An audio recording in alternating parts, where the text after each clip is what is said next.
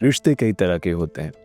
Office में दोस्तों के साथ, कॉलीग्स के साथ, घर वालों के साथ, घर वालों के दोस्तों के साथ, खुद के लव वन के साथ या खुद के पार्टनर के साथ, खुद के सोलमेट के साथ, खुद के ट्विन फ्लेम के साथ या कभी कभी कार्मिक पार्टनर के साथ भी। और उन रिश्तों में मनमुटाव भी हो जाता है, कभी कभी नेगेटिविटी आ जाती है, कभी कभी किसी टाइप का अवसाद, डिप्रेशन आ जाता है। गलती आपकी भी हो सकती है, गलती उनकी भी हो सकती है, लेकिन गलती किसी की भी हो, सफर कर रहा होता है रिश्ता। नमस्ते है जी, मैं हूं मयंक धैर्यवान, आपका अपना हैप्पी वाला हीलर। साथियों, हम यहाँ हील करना सीखते हैं अपने रिश्तों को, क्योंकि रिश्ते ही वो पहलू हैं जो सुख या दुख देते हैं। और अभी आपके रिश्तों में दूरियां आ गई है, और दूरियों को ही हील करने के लिए आज का हम ये होपोनोपोनो प्रेयर सही तरीके से समझने वाले हैं। कैसे हम फोटो को देख करके फोटो के साथ टेलीपैथी क्रिएट कर सकते हैं, होपोनोपोनो क्रिएट कर सकते हैं, और दो लोगों के बीच में अगर कोई नेगेटिविटी है, दो लोगों के बीच में जो दूरी है, उसे खत्म कर सकते हैं। दोस्तों, होपोनोपोनो प्रेयर के बारे में हमने कई चर्चाएं की है। ये प्रेयर आप अपने फाइनेंस के लिए कर सकते हैं, अपने हेल्थ के लिए कर सकते हैं, अपने रिश्तों के लिए कर सकते हैं, अपने जीवन में आने वाले गोल के लिए कर सकते हैं, अपने अल्टीमेट गोल के लिए कर सकते हैं, अपने इनिशियल गोल के लिए कर सकते हैं, अपने छोटे छोटे ज़रूरतों के लिए कर सकते हैं।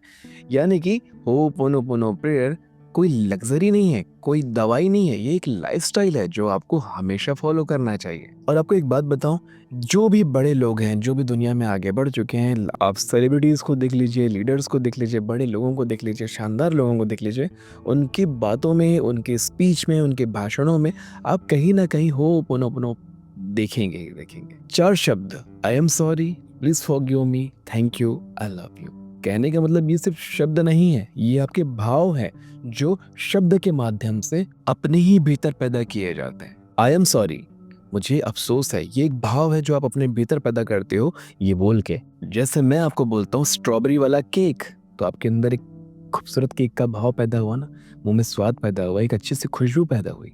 तो शब्दों से भाव पैदा होते हैं। दूसरा होता है प्लीज फॉरगिव मी, आपने अफसोस जता लिया, अब आप कहते हैं मुझे माफ कर दीजिए। फिर तीसरा स्टेटमेंट है थैंक यू, किस लिए? क्योंकि आपको अफसोस था, आपने माफी मांगी, आपको माफ कर दिया गया, और अब आपने थैंक यू कहा। चौथा स्टेटमेंट है आई लव यू, माफी मिल गई, अब आप यूनिवर्स से कहते हैं, सामने वाले से कहते हैं, अपने आप से कहते हैं आई लव यू, मैं प्यार करता हूँ, मैं इस जीवन से प्यार करता हूँ, मैं आपसे प्यार करता हूँ, मैं संसार से प्यार करता हूँ, परमात्मा से प्यार करता हूँ। प्यार वो एक भाव है, प्रेम एक ऐसा भाव है, भगवान श्री कृष्ण ने यही तो समझाया है संसार को।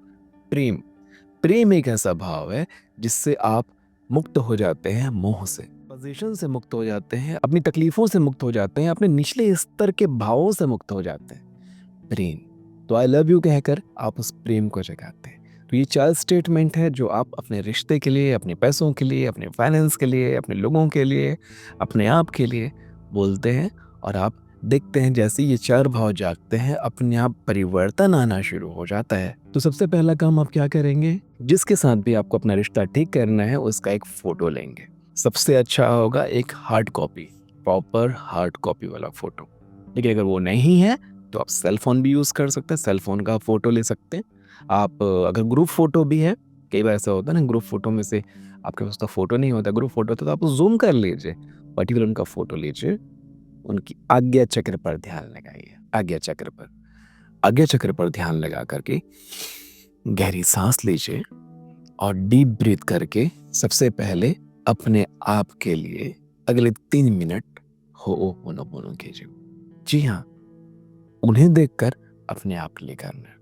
ठीक है, आप उन्हें देखकर अपने आप के लिए नहीं कर सकते, ठीक है, उनका फोटो रखिए साइड में, और अपने आप के लिए गहरी सांस लेकर हर एक डीप ब्रीथ करके, डीप ब्रीथ करने से फोकस आता है, ध्यान रखना, डीप ब्रीथ करने से फोकस आता है। तो गहरी सांस लीजिए, I am sorry, please forgive me, thank you, I love you. वैसे इस प्रेयर को करने का बहुत ही सटीक, बहुत ही नायाब तरीका मैंने बताया हुआ है, वो आप देख करके कर सकते हैं। प्रेयर मतलब कि साथ में कर सकते हैं, वीडियो चालू कर लीजिए और फील करके वैसे कर लीजिए, हाथों के पोस्चर को वैसे फील कर सकते हैं। बिल्कुल पोस्चर वाई पोस्चर आप करेंगे तो बॉडी लैंग्वेज के साथ करने से और आसान हो जाता है। ठीक है, पहले अपने आप के लिए, क्योंकि ना रेजिस्टेंस हटाना है, रेजिस्टेंस ही सबसे बड़ा तकलीफ है। मुद्दा ये है कि आप उनसे अपना रिश्ता सुधारना चाहते हैं, लेकिन पहले अपने आप के साथ रिश्ता ठीक कीजिए। आप अपने आप से कई चीज़ों के लिए नाराज़ हैं। तो जब आप अपने आप के लिए होओपोनोपोनो करते हैं, तो आप मुक्त होते हैं अपने आप से सहज हो पाते हैं, अपने आप से आराम के भाव में आ जाते हैं। बिल्कुल जब न्यूट्रल हो जाते हैं आप, आपके अंदर से सारी रेज़िस्टेंस ख़त्म हो जाती है।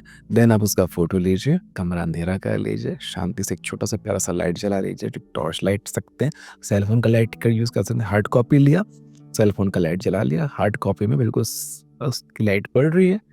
इस पूरे कमरे में अब कौन-कौन है? एक वो है और आप हो। शांति से बैठिए, हाथों को इस तरह से फ़ोल्ड कर लीजिए, इसे जोड़ने की ज़रूरत नहीं, ये श्रद्धा भक्ति वाला भाव आ जाता है। तो आप बस ऐसे बोलिए और प्रार्थना के भाव में आप देख उसे रहे हैं, लेकिन बोलेंगे कि सही यूनिवर्स को, उस ब्रह्मांड को आप भेज रहे हैं ये संकेत, आप टेलीपैथी क्रिएट कर रहे हैं, आप उससे आई एम सॉरी नहीं बोल रहे हो, आप उसे फॉरगिवनेस नहीं मांग रहे हो। अगर आपके अंदर से कोई गिल्ट है कि आपने ऐसी कोई गलती कर दी है उनके प्रति, तो आप उनके प्रति ये बोलिए, बिल्कुल बोल सकते हैं, गलत नहीं है। लेकिन कई बार ऐसा होता है ना, हमारा अभिमान सामने आ जाता है कि यार मैं उसे आई एम सॉरी क्यों बोल रहा हूँ। नहीं, आपको सिर्फ यूनिवर्स को कहना है कि जो नेगेटिविटी है वो निकल जाए।